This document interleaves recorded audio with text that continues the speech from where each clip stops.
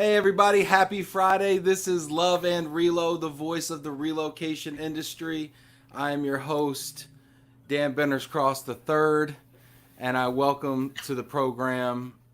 I have the honor to welcome my mentor and my dad, Dan Bennerscross Jr. How are you, Dad? Hey, I'm doing great, son. How are you? I'm good. This is a lot of fun. I was saying before the broadcast, I was like I prepared 37 years for this conversation, but I haven't felt more nervous for a guest in quite some time. We just don't know how this is going to work out, do we? Yep. Could go a lot And of what did you ways. say? What did you say? It could go two ways, right? Yeah, yeah. Either we're going to get through this or we're not. Or we're not, and hey, there you have it, right? So it looks like we are live on Facebook. And let's see how LinkedIn's treating us this morning. There we go. They're starting to get their act together on LinkedIn, which is really cool. Me and Janet have a side bet here on how many people are going to tune in and actually watch this. So far, I'm winning. We will see what happens. I took the under. Yeah, yeah, yeah. Covering your bets. That's right. That's right. Martin Mayotte, first to comment there. You're a good man, Mr. Cross. I'm going to give that one to you, Dad. If you're watching this on LinkedIn right now or Facebook or YouTube, go ahead, hit that like button, hit that celebration. You know what? For my dad, hit the heart. Which side is my heart on? Hit the heart button, just because today it's Love and Reload. This is one's obviously more about the love. And then Martin says, by the way, I like the ferns. Tim Quirk saying howdy, gents. I think you met Tim Quirk at one point, possibly. Yes, yes. I met Martin, I think. Did you? Yeah. Nice. Down, And down we're in, up, yeah, in Raleigh. In Raleigh. yeah. Yeah. Durham's game. Oh, that's right. The Durham Bulls game. That's right. Yeah. That's right, Martin. Yeah, here we go. We're getting all the hearts coming in. Appreciate y'all. Leave a comment. There's Jake Lowry. I know Jake's dad. See, this is kind of coming full circle, actually. This is neat. Actually, so we're talking about dads. So today, parenthood is kind of the theme, and being a dad, and my dad, and now I'm a dad, and I named my kid the same thing. He named his kid, which is kind of unoriginal, but it is what it is. And so, anyway, that's what it's all about. So we're going to talk a little bit about parenthood and everything. And I'm looking at everybody, and the first few folks to comment here, I either know their dad, or I just met their dad on LinkedIn, or Tim Quirk. I sent him a Kodak tie pin because his dad worked at Kodak for so long. So I mean, it's kind of interesting. I thought this was kind of out of left field, but it's actually kind of coming full circle and coming together, which is really cool. So everybody, What? if you're on there, real quick, Dad, if you're on there on LinkedIn right now, go ahead and let me know you're watching. Throw a comment in, please, pretty please, appreciate you. Also, let me know what company you work for, where in the world you're sitting right now. I always want to give shout outs. This is a dialogue. We're also going to throw up a poll right here. I'm just going to leave this up for a second, but I want to know, if you're watching this right now, what have you learned from being a parent? Parenting's taught me a lot. I know I've taught my dad a lot. So what have you learned from being a parent? Leave it, and we're going to talk about it. But Dad, before I interrupted you, you were going to say something. I don't know. It passed. It passed. Yeah, keep on going. All right, here we go. Yeah. So we Old got age and all that. Martin coming in, Jamie Massler. We're at 23 on LinkedIn. Janet said we'd have more than 25. I took the under. We got a bottle of wine riding on this here, so make me a liar, everybody, and let's hook Janet up. Also, put an at in there if you want to at your parents or at somebody. Put them in there, or at your own kids. Brian Smith's checking in. Good afternoon, Crosses. Good afternoon, Brian. Hey. Out in St. Louis. Jamie Massler. Hi, Ben and Dan. Cheers from very sunny Mississippi. Oh, my dad's from Mississippi. Jamie, where in Mississippi do you sit? Because it might be Jackson. Somebody else at least is from, because Papa was from Jackson, right? Right. He was born in Newton, but he grew up in Jackson, went to Millsaps there. That's right, Millsap College. Yeah. This is so bizarre. Okay, anyway, I'm sorry. It's like my worlds are colliding, right? It's like that Seinfeld where the worlds Yeah. collide, and it's like bizarro. I mean, anyway, it's crazy. Let's see, Martin Mayotte, yes sir. They do remember meeting you. Brian Rothschild, hello from Kansas City.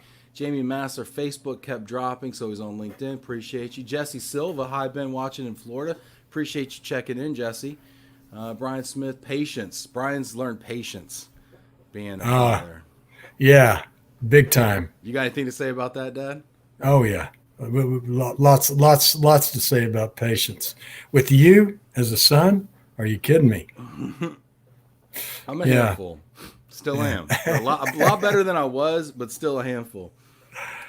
Tim Quirk, I've learned that I took myself too seriously once I became a parent. Tim's got some wonderful kids, Jimena and Fausto, beautiful kids, silly kids. Yeah, Tim. Yeah, I could see that. Uh, Go Making a ahead, Dad. comment like that, you can tell he's got some good kids. Yeah. Yeah, that's Martin quality comment. Martin Mayotte, I've learned you really don't have as much control of things as you'd like to think you do. Well, life is like that, right? In Yeah. general. Well, and I think parenting, I think being a parent, that parent child relationship is kind of a microcosm of our other life relationships and especially our work relationships. I mean, Right. I see parallels all the time between the way that I deal with my children and the way that I have to kind of walk them through things and get their buy in situations and show them what's in it for them, and hold myself accountable to them. I see a lot of that in the relationship dynamic between team members who may work with me. Exactly. Exactly. You, It's interesting that you say that. I know you've heard me say this many times over, but I think it takes the same skill sets to be a good parent as it does to be a good manager of people, a good salesperson, good team builder, all of those things. Being a good therapist. That's the field I'm in right now. It all stems from having those same type of skill sets. So yeah, I think you're onto something there. let's see Yeah. here. Jamie Master says he's from South Haven, Mississippi, by the way. Stephanie Carmody. Hey Ben, Steph here in Clearwater from working at Pods, but I now work at Capital One. Hey Stephanie, I haven't talked to you in a decade probably. Gabe Simmons, I've learned that my parents actually knew what they were talking about. Gabe's got a bunch of kids there in Woodbridge, Virginia. What was that age, Dad? So there was that Mark Twain comment, right? And it was something to the effect of, when I was 13, my father didn't know anything. By the time I was 18, he was the smartest guy I knew, and it was amazing how much the old man had learned in 5 years. And so what was that age where with my grandfather, I called him Papa, and your dad, the first dad cross in the Right. family. What was that age when you feel like you knew that Papa actually knew what he was talking about? I think he was probably about 60 years old. He was 60. What did that make you about 35? Yeah, something like that. Yeah, yeah. I Same. was I was a hard case. You talk about you being kind of a major pain. You had nothing on me. Yeah, my dad was a little rougher around the edges possibly than I was. I don't know about rougher Yeah, around the edges. I think I might have been rougher around the edges. I think you led a little more dangerous life I think than I might have even had. But I mean, what was it? Was there an age though where you and Papa started to click and started to actually kind of like see eye to eye on things? well, I think you're aware of, and that I had a substance abuse problem. Started with my hippie days back in the day, and it wasn't until I got into my personal recovery. Now, my dad was an alcoholic, and he had been in recovery since age 63. So he had been in recovery for several years by the time I got into recovery. And once I did, I became a lot less defensive. And, it was really, really, really neat to discover that relationship. We had about 15 really good years there, and they were amazing years that were so meaningful to me. It was late in life, but it was exactly what I needed at that time. It was a Looking beautiful thing. looking back on it, having 15 really really beautiful years, but not starting that till he was in his 60s. Do you wish that you, or would you have told your younger self something different, maybe to maybe expedite that reconciliation, or do you think that a lot of that had to come from him and where he was in his life? Well, I think it actually was a mutual thing. I don't think he was at the right place at that point in his life either. And so in my late teens, early 20s, we started button heads, and he didn't have the skill sets, and I didn't, and I was too hard headed or whatever. And we just really, I don't think we could have at that time. I don't think it was either one of our individual faults. I think it was our mutual fault. Mm-hmm. But See, it and is what it is. the reason I ask is because I think there's probably people out there right now who are struggling with the relationship with their children, or they're struggling with the relationship with their parents. I know people's story that are on this feed right now because I love these people and I have these relationships with these people, and they've confided things in me about the relationship they have with their parents or the relationship they have with their children right now. And I know that there's some strain out there, and there's some people that have some pain around these things. And I'm wondering, as a dad and as a son yourself, and same, what advice can we give them if they're in a strained situation like that, to maybe kind of help pull that thing out a little bit. Oh, that's a very good question. The first thing I'd say is you can't change them. You can't make them see the light or anything like that. About the only thing that you can do is change yourself. And what I mean by that is not necessarily give them everything they want, or not necessarily, comply with everything, how they want to do things, but work on yourself. Make sure that you're being the best person that you can be. Make sure that you are participating in your own recovery, and you're becoming more self-aware.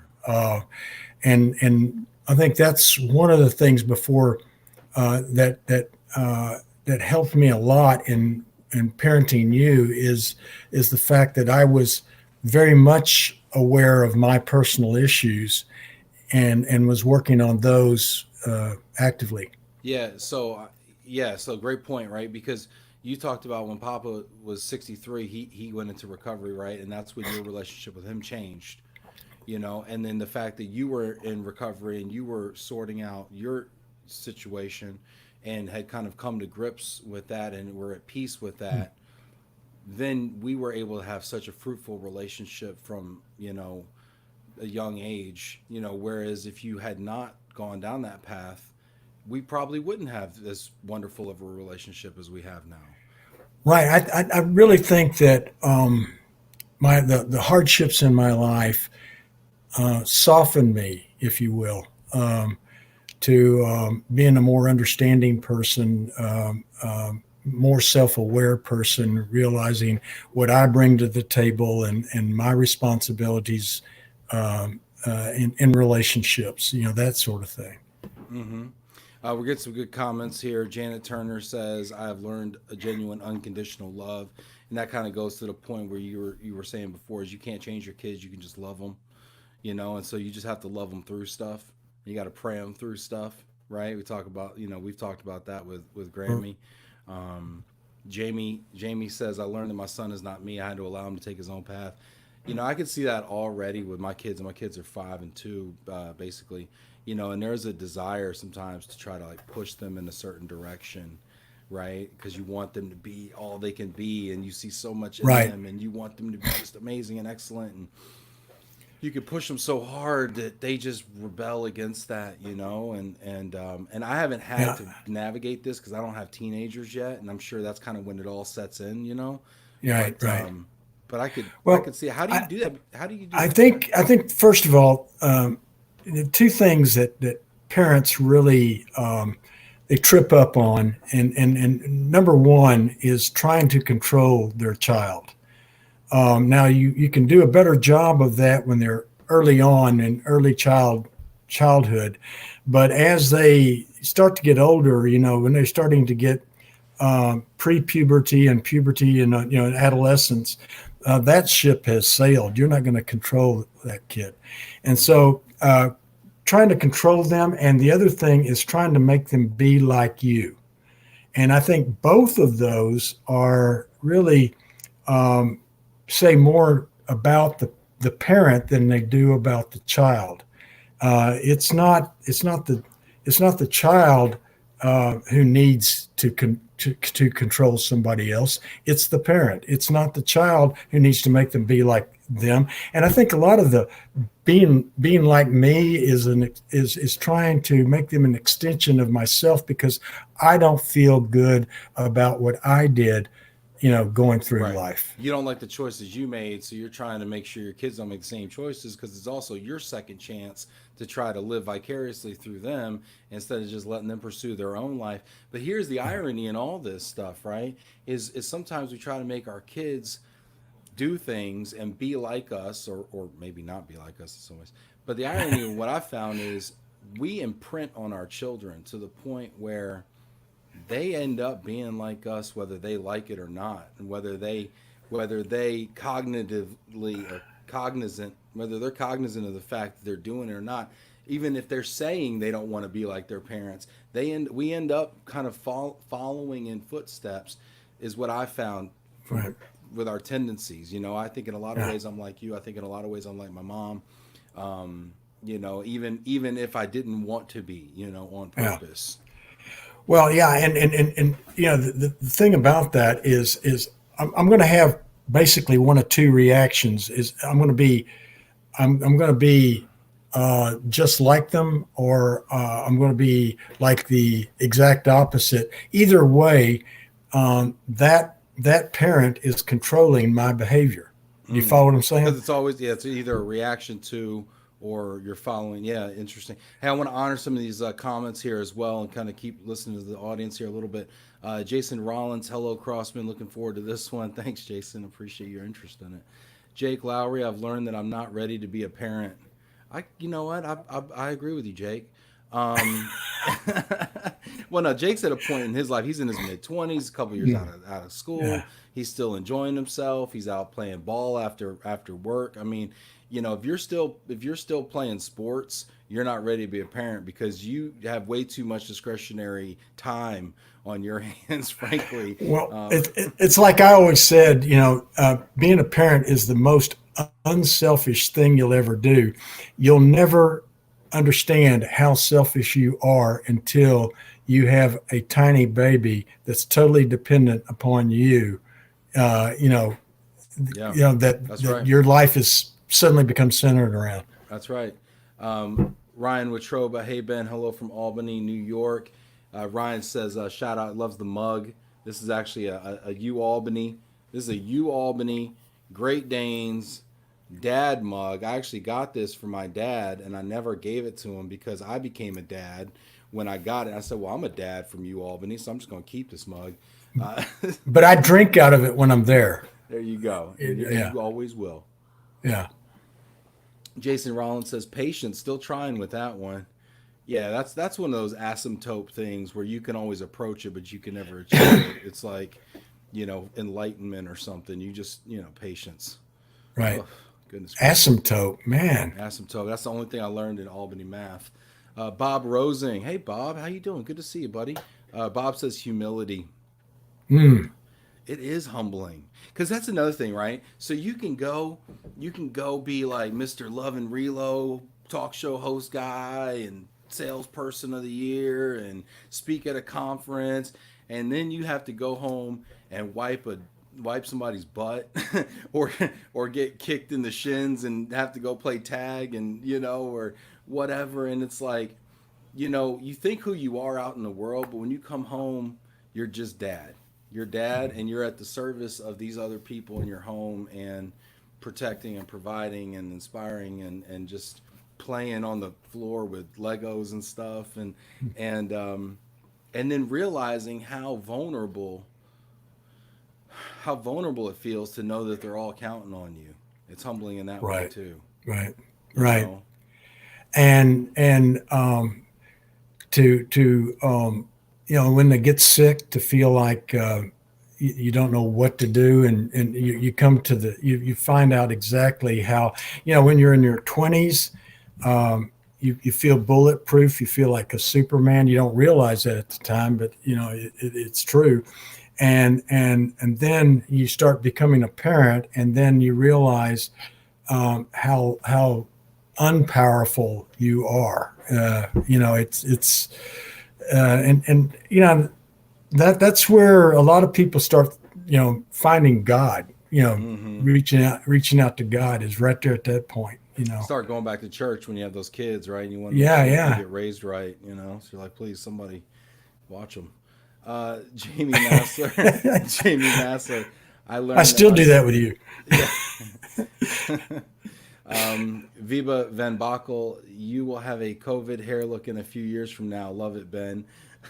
So Viva's making fun of me because we had him and Mark Moose on the show, and they're both bald gentlemen, and they were joking. They're not bald; it's their COVID-19 haircuts. Uh, And now he's looking at you, and he's telling me I get to look forward to one myself. Oh, that's great! I love it when they start talking trash it, in it starts with a receding hairline, Ben. well, so I mean, I've got a bigger forehead than I used to, but I'm doing okay. I'm doing all right. Mary Piper checking in to hear your dad's words of wisdom. Gosh, high expectations. Uzi De La Glacia. Speaking of humility, I'm trying to help. Yeah, that's what kids do. We humble you, right? yeah. Uh, Uzi's good to hear from you, Uzi. Patience also. Tanya Maratini. Oh, Tanya, I heart your interviewing your dad. I heart you, Tanya. During this pandemic, many people are reflecting on what's most important in their lives and investing time with family and loved ones. For sure, Tanya, you're a sweetheart. Thanks for checking in. Tanya's wonderful. But yeah, you know what, Dad? I mean, that's true. I mean, we're stuck in the house. Life's not nearly as fast as it was a couple months ago, and some people don't have as much money and all these other distractions that take us away from and get us further away from love and being around what's most important. Have you found this pandemic and everything has changed your outlook at all, or? Well, I'll say this, that I told you going into this that crises always create opportunities, and people that are instead of looking at the oh my God, what are we going to do? That are looking for opportunities will do well, but opportunities are not just in the marketplace, not just in the business world. They're in our family lives as well. I got to say that I've been holed up with Dawn, my wife, for about 40 days now, and I think our relationship has gotten better. I think I love her more than I did when we going into this, and I think we're closer. So, but again, that's about being self-aware. It's about working on the relationship. It's about keeping that positive perspective on the situation and the opportunities that unfold in it. Mm-hmm. Yeah. Mining the opportunities. Jamie says your dad is a wise man. He did a great job with you, Ben. Well, don't blame me for Ben. Either way, right? Yeah, it's interesting. And that's one of the things that I wanted to get to. Actually, we got some people checking in. Also, if you have questions or comments, please leave them. Actually, my dad is also a family therapist. So if you have any questions that you're bold enough to put there in the comments or anything you'd like to share, please leave it as well. He actually does get paid to give people advice, which is interesting. Well, I So don't know about so much about giving people advice. It's more leading them into discovering, yeah, their yeah, path. that's him not warranting the outcome of the advice. Yeah. Heather Jameson, hello Ben. I learned that parenting is hard, and I look at my parents in a whole different light now. I was quite judgmental towards my parents until I became one. I appreciate being a parent more and valuing my parents even more than that. That is so true. You have that kid, and as soon as you do, you're like, whoa, this is what you did? You did this every day? Like, what? Yeah, Really? yeah, yeah, and you, son, were quite the handful. I was. I Yeah. was. I mean, what? Share that with people. Well, I mean, um, in kindergarten, he was identified as needing a referral for ADHD, and which was ridiculous because being in the business, I knew that he wasn't even diagnosable at that age. But my boys are what I would call rambunctious boys, and he was going through a phase where he was just very high energy. The thing about that though is that um, it wasn't ADHD so much as that high energy and creativity and curiosity. I mean, like I'd take this kid to church, and remember that you'd run all over that church. Yeah, Do you remember I that? do I remember mean, that. all over, And just like a wild banshee. climb under the chairs and the pews or whatever, and Yeah, and you yeah. convinced all the women I needed to get married and give you a mom. Because and anyway, but the point is that that's not really about every negative has a positive. It's like a two-sided coin. There was those aspects about your behavior, but the positives were the creativity, the high energy, the curiosity, and trying to harness that and shape it and channel it toward a direction that's positive. Those are the traits that make you who you are right now. I mean, Yeah. this amazing business development person. You never meet somebody you don't like.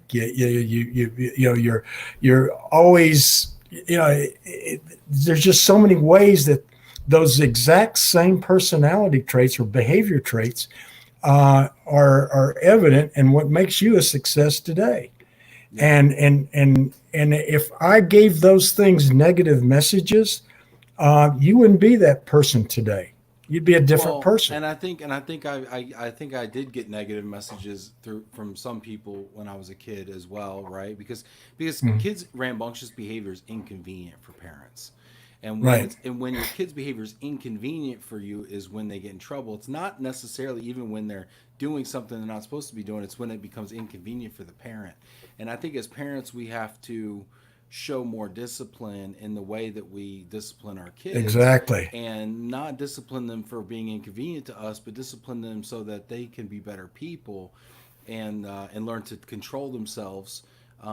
But I did get negative messaging, that I was a bad Well, kid, that I was disruptive, and things like that, and but I think it but did that lead me gets to but some negative places when I was younger, when I was an adolescent. but that goes to the issue of parenting. I mean, of patience that a few people have already chimed in on. Being patient, and you know, another thing that's really important here is catch them doing something right. Yeah. Don't always come down hard on all the negative things that they do. Catch them doing something right. Try to get ahead of them and try to lead them in positive behavior. Try to help channel that behavior in positive ways. And every time you catch them doing something right, praise them for that. And a lot of those kids, man, they're going to get the attention. It's just whether it's negative attention or positive attention. All And right, so we got a question here from Chris Ward. It's the same one as Jamie had actually. So let's give the people what they want. They want okay. a little Ben story. Can I ask you if your dad has a great, funny young Ben story? And same for Chris has the same question. Oh well, I've already told you the story about running around in church. Uh, you know, right We'll come offhand, we'll come back to that one. He's yeah. totally blacked out my childhood. We'll come back to that one. Matthew Odick says, Ben, what are you doing to prevent the things that your father and grandpa have been through? As history repeats, do you let fate take its path, or do you actively seek a different road? That's a great question, Matthew. I think I also struggle with drinking too much. And I think first being aware of these tendencies, right? Because it does run in my family, and I've gone through periods where I've stopped drinking and I've been very productive and I've really enjoyed them. And it's something I've actually thought about, many times over the years, actually. So I don't really have a great answer to that other than being aware of it, being honest about the impacts it has in your life. I think where we start to get into real trouble with ourselves is when we start lying to ourselves and lying to the people that we love. And I think that as long as Right. you can live a life that you can be honest about and upfront about, I think you're in a healthy place, or relatively healthy place. It's when you start to cover things up and hide things about yourself, especially from the people you love and you trust the most, that things can really get out of Now, hand. So, I do have a funny story about that. okay, okay, uh oh, Yeah, go I for it. remember What do you got? when you were still a teenager, and you had gotten into some, I think, drinking beer and maybe smoking a little reefer here and there, Okay, um, and you and I started having some in-depth talks about that, and the next thing I knew, you were going to AA meetings and and all of this, so much for the and anonymous, so much for the second A there. Okay, yeah, continue. yeah, but the point is I think part of that was wanting to identify with your dad, and I think you appreciated the life changes that I had made, and it was a way of giving honor to that, you know, um, which I Well, I mean, I definitely, I started drinking and using drugs at an early age. I've shared a little bit about my past on the show and on the Gross Up with Thomas. Not a lot though. Um, and I actually quit doing that for a year and a half. Actually, when I was in high school, I was sober for a year and a half. So, um, I definitely went through that period. Also, some of it was in honor of you, but I think also I had the blueprint for what that recovery looked like very handy. So I tried it out. Mhm. So let's see here. We got some more questions here. Katie Linehan, happy Friday, Ben's dad and Ben. Hey, Katie. Roy Ramirez, I had my daughter at 28. It was probably good I waited that long. Yeah, I think. Yeah, I think it's tough when people have kids from a young age because it takes so much maturity and selflessness. Um, Although the flip side is you have energy and you can get rid of them faster and then live the rest of your life, which is also nice when you're a young person still. Mary Piper, I have learned that what you say isn't always what is heard. Think before you speak. Being a grandparent is easier than being a parent. Yeah, Mary, you know what? I'll tell you this. I mean, what you say almost doesn't even matter. It's what you do. Kids watch what you do, not what you say. And that's another life lesson that I've learned from being a parent is, I could get up here and I could say all these things, but if I go do something else, that's what people are going to see and that's what people are Right. going to remember. Same with your kids. You could tell them to Hmm. live a certain life, but if you're over here living a different way, kids are hypocrite. Their hypocrite radar is so sharp, and they will call Right. you on it, and you lose all Right. credibility. And I think that was one of the things, Dad, that really gave us such a great relationship. Is you were so open and so honest about your experiences and your struggles and the challenges you had, and you were willing to have honest conversations with me and respected my intellect enough to have real conversations with me at a young age, and nobody treated me with that level of respect. To be honest with you, at a young age. Well, but you were a very intelligent uh, kid, and but I do think that being kids are much more advanced in their comprehension and understanding of what's going on. We think we're getting it past them, and you're absolutely right. We're not. They smell it. They get it. Maybe sometimes even better than we do. Mm-hmm. And when the world's not right and the adults don't see it, it's very frustrating for the kid themselves. Mm-hmm. And so by being honest like that, the other thing is, all right, I'm struggling with something. The kid sees it. I don't talk about it. You're cutting out, Dad. You're cutting out. You're cutting out. And if I'm Dad, you there? You're cutting out a little bit. I think pardon? what you said, what you were saying is, Hello? yeah, Dad, you there? Yeah, you there? Yeah. All right, say what you were saying because it cut out a little bit. Well, I said that if I'm going through something and you're a little kid and you see it, you know something's going on, and I'm not being honest about it, it's very frustrating for the child. And it also indicates that I'm being less than honest. And so it hurts the trust level that the child has in the parent.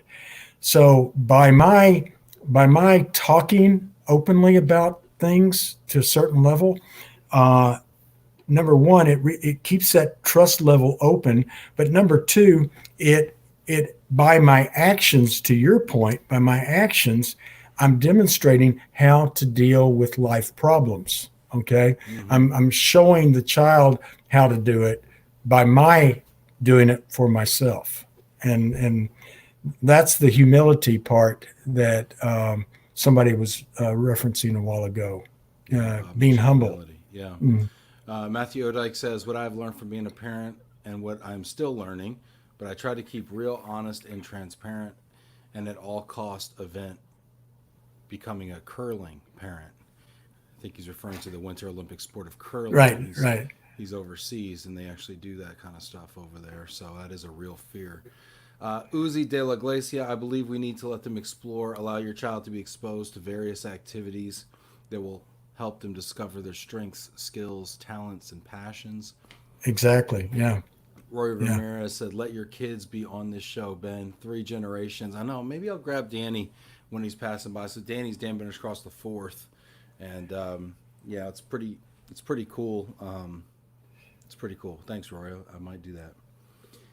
Hosea Botley, hello, Ben and Dan from Seattle, Washington. Hey, and if you're still watching this right now, please hit that heart button. Hit that heart button. Let everybody know you love it, that you're watching it right now. Plus, it's just really cool to see all the hearts like kind of flutter up from the bottom. I dig it. Brian Smith, what would your dad's professional opinion be on taping a toddler to a chair? If there ever was one that should have been taped. Brian Smith. Okay. What Brian Smith is referring to, I don't know what the statute of limitations is on this, but I think it might have lapsed. What Brian Smith is referring to is at the Detroit truck pull a year ago, we had our kids with us, and we were pulling a truck in the street, and we're inside of Founders, and my kid's sitting there, and I had to go outside to pull this truck, and he's sitting up on a high top chair, eating like potato chips or something. And so I had to run out there, pull this truck, win this race. But in order to do that, I had to duct tape him to the chair so he didn't fall off the chair. Because Steven was probably not even 1 year old at that point. And what he was doing in a bar in Detroit, that's another story. But I had to duct tape him to the chair, run outside, pull this truck down the block, run back in, untape him before his mom found him. And I did that. We won the race. We won the second annual Detroit Truck Pull, defended our title, raised $43,000 for charity. And my wife, his mom, did not catch me doing it. So he's asking you, what would you think about taping your 1-year-old grandson to a chair? Yeah.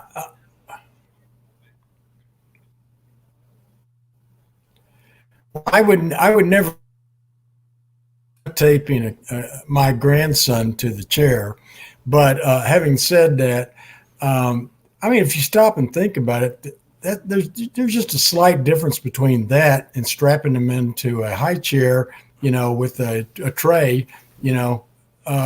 So I mean, it shows your innovative, creative skills we were talking about. Better than not. You like that reframe? It's better than not Yeah. taping them to the chair. I mean, And running off and Yeah. and pulling it. Yeah. I thought, yeah, thank you, Dad. I appreciate that, 'cause that's something you would have done. I feel like back in the day. So I come by it honest. As you say in our family. Lori Murphy says, great conversation. Jennifer Anderson, great topic. Thanks for sharing. Bud Cole, Bud with Beacons Northwest in Walla Walla, Washington. Did you guys go see any Cowboys games together? How about them Cowboys? How about them boys? Dad, Yeah, we Bud Cole, which, by the way, they used to call you Bud back in the day. Bud Absolutely. Cole, Bud Cross. Anyway, tell them about any Cowboys games you went and saw. Well, you actually the last one was you took me over to drove me over to Cleveland. We were at Detroit. You drove me over to Cleveland, and that was a really neat time. I mean, first of all, I don't know of a city that does a block party better than Cleveland. That was great, and it wasn't like, I spent some time in Philly, and I mean anywhere around Lincoln Field. I mean, you don't want the Cowboys colors on you, Right. you get mugged there. But in Cleveland, it was a big party. There was some trash talk, but it was all in fun. It was a great time. And remember that LeBron James? Oh, when LeBron Yeah. was at the game. Yeah. Yeah. I do. LeBron Yeah. was at the game. He was up in the suite. And Yeah, but it wasn't that far, and it was an open box. And he's Yeah. up there dancing, He's Yeah. he's showing us how to do the steps. he was dancing. He was dancing. Yeah, that was fun. Yeah. That was great. Yeah, that was cool. Yeah, so I got tickets for me and my dad to go to the Cowboys game. He came up. We did that. We were actually supposed to go to a Stones concert this summer, a Rolling Stones concert in Yeah. June, but due to COVID, unfortunately, we couldn't go, or it's been canceled. But yeah, it's always fun to go do stuff with my dad. Yeah, we have a good time. We do. Jamie says, "Go Steelers! Get out of here, Jamie. Go away." Jamie also says, "Has your relationship changed with Ben now that you have grandchildren?" Well, I mean, I think your relationship with your kids changes, the entire scope of the relationship, and I can't. I don't know that it's changed since grandchildren so much. Maybe I'm taking the other side of a lot of issues. Don't abuse my grandchildren. But I think that that's one of the things that's just characteristic about healthy parenting is it evolves with the kids. Erickson was a doctor that discovered the developmental stages of child development, and they have different needs for parenting as they grow. And if you haven't instilled a respect for authority and limits and rules at an early childhood stage, and then later on in that latency stage before puberty, if you haven't instilled those values that they need, that are the building blocks for decision making and problem solving, then by the time they get to be an adolescent, that ship has sailed. They're getting that stuff from their friends at that point. Mm-hmm. So when they become a teenager, your primary role is that of a consultant, helping them apply those skills, helping them apply those values in problem solving, and to a certain extent, that has carried over into our relationship today. I mean, you still call me up on a fairly frequent basis asking me for advice. And but the other side of that is now that you're a somewhat successful businessman, Somewhat. you He's somewhat. Yeah, you're kind of, sort of, maybe. I don't know. Anyway, go yeah, ahead. you have a lot of good advice for me, and so there's the humility in, as you put it a while ago, respecting your intellectual capacities in a receiving from you that there's an open give and take that's there now. I don't know if that has a lot to do with grandchildren. I think once you started having kids, it was kind of back to square one. Okay, Dad, what do I do about this? but Yeah. uh, but I think that uh, by and large, we're kind of there now. It's like, and I think one of the things that I noticed with my mama, Grammy to you, is that in her elder years, after Dad had died, uh, she looked to me, and I was her counsel. Well, it was almost entirely like that, and I suspect that one of these days it's going to be more and more like that in our relationship. That I'll be on the receiving end more and more, than I am right now. But like I say, it's kind of a lifelong evolving process that it's always changing, and again, that has to do with being self-aware and being humble. Good Am I stuff. still there? I'm Hello? here. It's skipping just a little bit, but let's see if we can power through. And if you lose me, then you can just keep on chatting there, Dad. Katie Linehan says, I'm very much enjoying your dad's perspective. That's nice. Yeah, I wasn't sure how this was going to go, so I'm glad that they're enjoying it. Yeah. That makes two of us. Oh my gosh, that's so funny. Let's see here. Juliana Hager, also from Dallas, says, "Oh, I call my mother Mama too. Love it. It's a Texas thing." Yep. That's right. That's right. She goes on to say the Rolling Stones will be around, and so will the Cowboys. Go Boys. Hopefully, Rolling Stones will be around. Bud Cole says he likes it. Thanks, Ben. Thanks, Bud. Great topic. Thanks for sharing. Jennifer Anderson says, Remember the belt buckle I used to have with Bud on it? "Yeah, yeah, I do remember that. You used to have that belt buckle. Yep. Love that. Reminds me of that book called Love You Forever. Do you know that book? Have you heard that book, Dad? Love You Forever? No, I missed No. that one somehow. Sorry, Janet. You're asking me some real obscure questions, y'all. All right. Have you heard of this book written back in? I did want to ask you, Dad. So you, so you have a little shipping story. This is a kind of a funny story. So my dad, I ask, whenever anybody comes on, I say, well, you got anything you want to talk about, and then I usually throw out 90% of it and end up talking about whatever I want to talk about. But there was something my dad, which is really not fair at all to people that come on here, but whatever, that's my process. So anyway, my dad sent me one over here. My And son.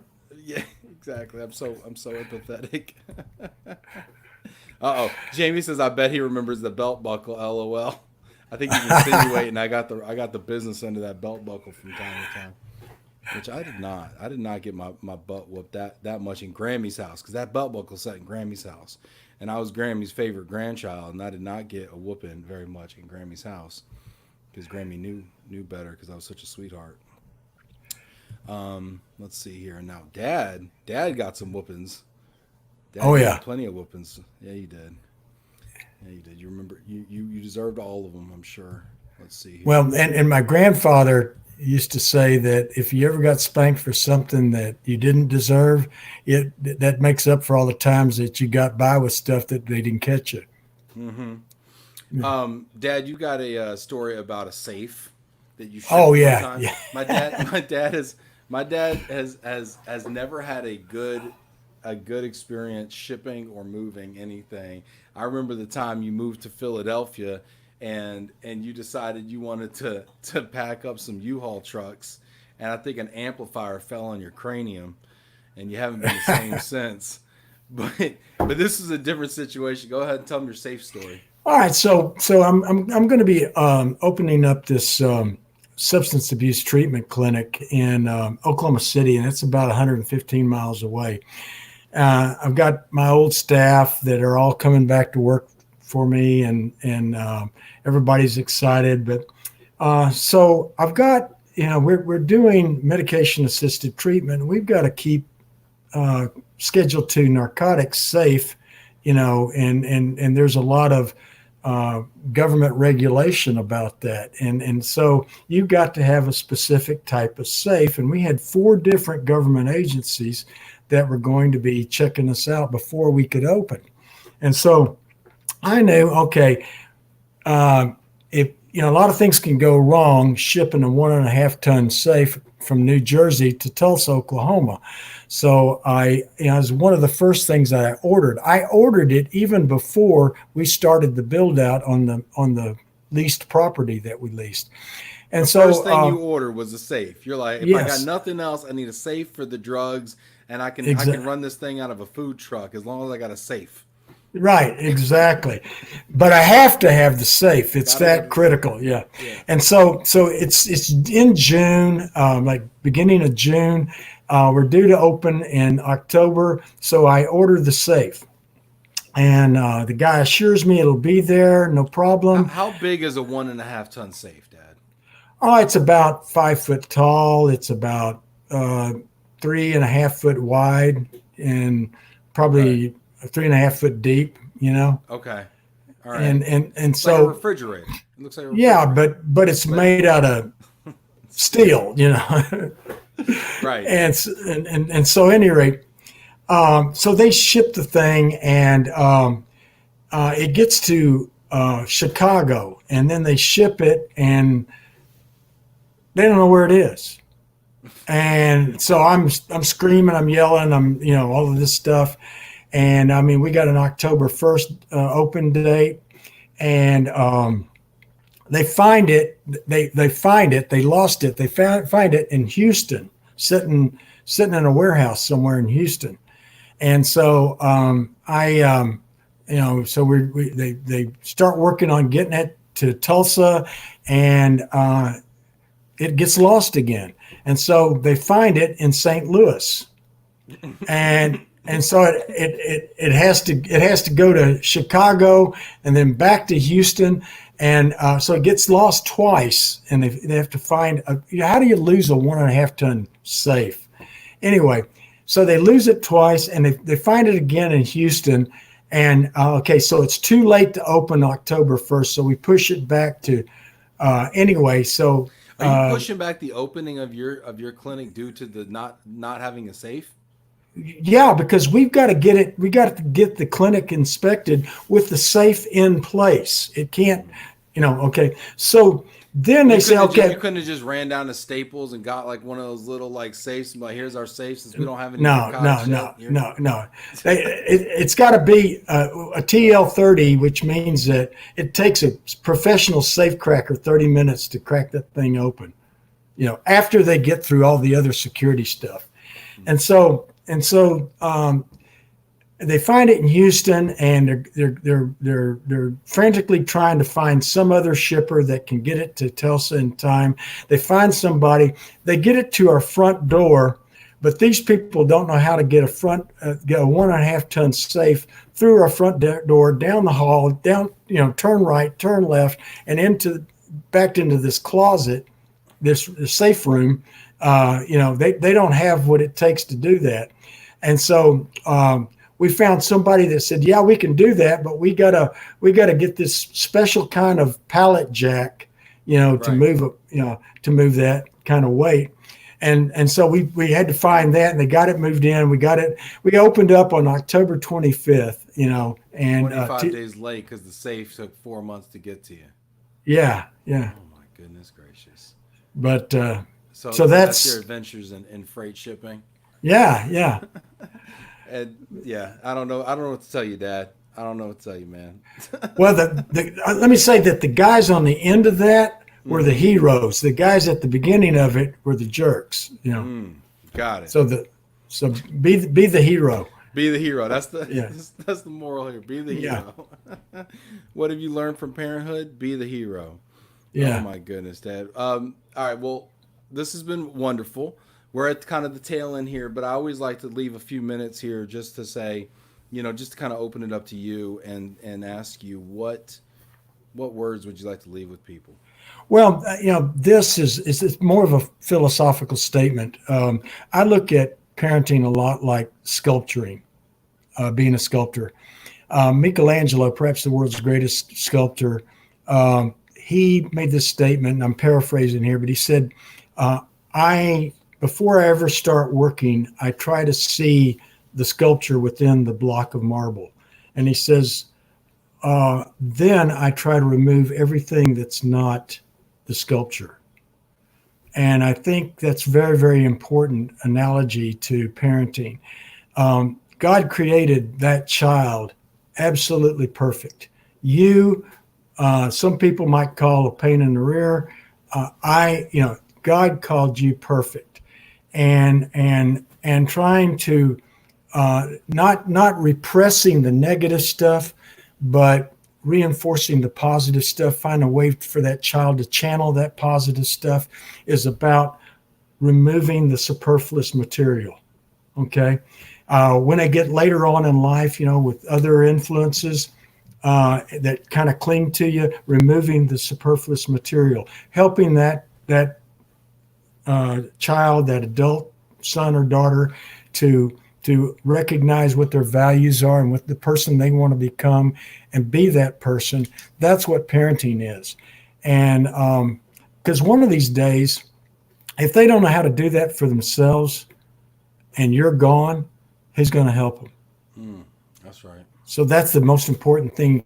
Teach them how to do that for themselves. And then kind of get out of the way. Just kind of Yeah. help them figure it out, and then and get out of the way.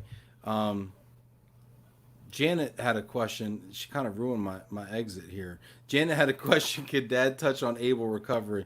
Dad, real quick, you want to give a plug for able recovery and what it's all about? Able Recovery is a substance abuse treatment clinic that specializes in opioid use disorders, which is probably the toughest addiction to break. And I've got wonderful people down there in Oklahoma City that run a clinic for me.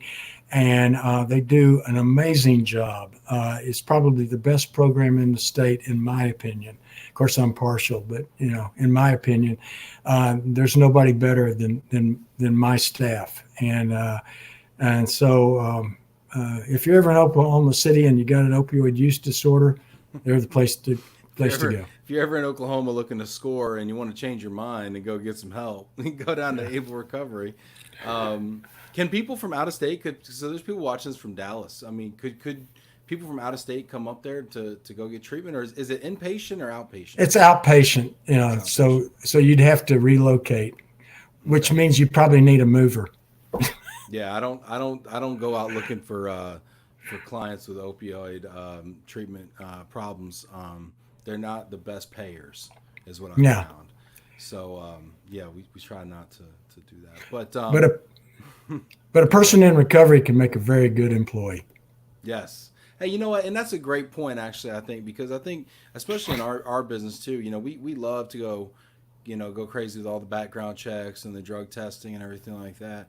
But there's a population out there who needs a job, and their recidivism is based on their ability to live a successful life outside of either prison or the hospital system or whatever.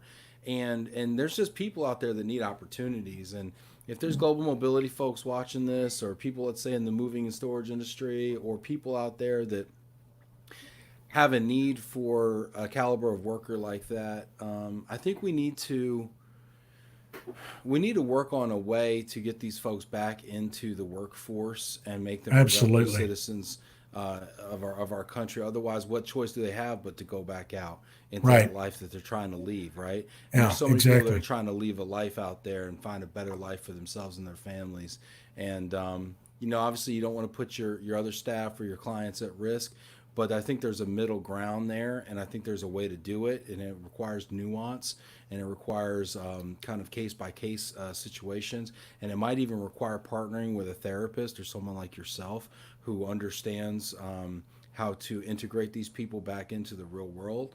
But I think that I think there's a business model out there, and companies can really win and be successful by looking at how they can leverage this growing population of people with previous felonies, previous drug addiction and dependency issues, who have recovered and are finding ways to recover and change their life. And I just encourage people out there not to write people off and to give people second chances, because I think we all deserve one. So that's kind of my parting words there as well. You're looking at a couple of people who have gotten second chances in life. So I hope out there everybody is willing to extend a second chance as well. Dad, I love you so much. Thank you for being Love you too, here. son. It's been really sweet. This has been Love and Relo. Next week we got a phenomenal set of shows coming up. Monday we've got Kerwin Guillermo, head of global mobility for Hewlett Packard out of Singapore. He's going to be coming to us. It's going to be a different time, so mark your calendars because it's going to be 12 o'clock Eastern time, which is a little earlier, but we will put out a calendar for the week. Shout out to Janet for getting everybody booked and locked in. And then, we're going to be doing Kerwin. We're going to be doing a Cinco de Mayo Giving Tuesday with Adam Lowy from Move for Hunger, the founder there. And we're going to be doing some fundraising and some fun having.